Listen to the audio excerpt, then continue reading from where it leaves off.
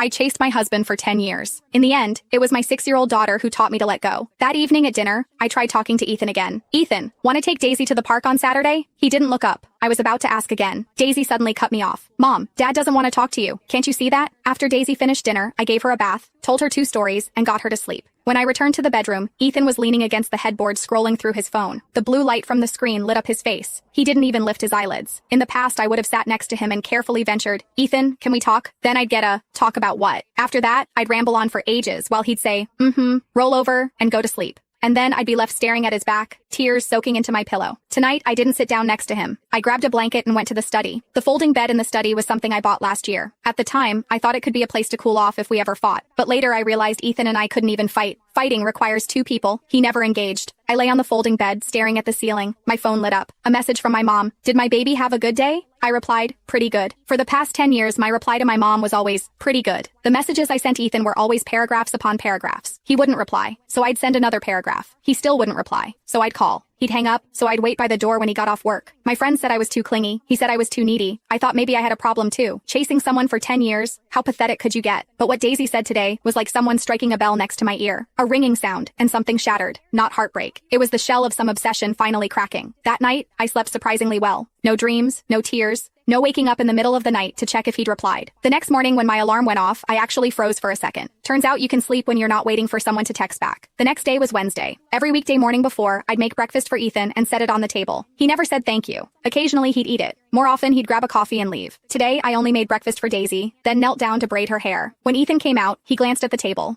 He said nothing. He grabbed a carton of milk from the fridge, picked up his briefcase, and left. The sound of the door closing was identical to every one of the past 2,000 days. But for the first time, I didn't rush after him to say, drive safe. Daisy looked up at me. Mom, you didn't say goodbye to Dad today. Yeah, he always walked away fast, and I'd been chasing for 10 years without ever catching up once. Ethan and I were college classmates. He wasn't the most handsome guy, but he was clean-cut, quiet, and looked really cool when he focused during basketball games. Every girl in the literature department knew Madison was chasing Ethan. He'd say, you shouldn't wait. It's too late. It's not safe. I'd say, it's fine. I don't have anything else to do anyway. In the winter of our senior year, he finally agreed to date me. That day I cried in my rental apartment for an hour. Happy tears. Later, I gradually realized he didn't say yes because he was touched. He said yes because there wasn't anyone more suitable anyway. His mother said it once. I heard it with my own ears. Ethan's been like this since he was little. Never takes initiative. You chased him so persistently back then, so he just said yes. She said it casually, like it was the most ordinary thing. I stood in the kitchen doorway holding a plate of freshly cut fruit, my fingers gripping the edge of the plate. The first year of marriage was okay. Though he didn't talk much, at least on weekends he'd take walks with me. When I said I wanted to see a movie, he'd complain it was a hassle but still go. The turning point came after Daisy was born.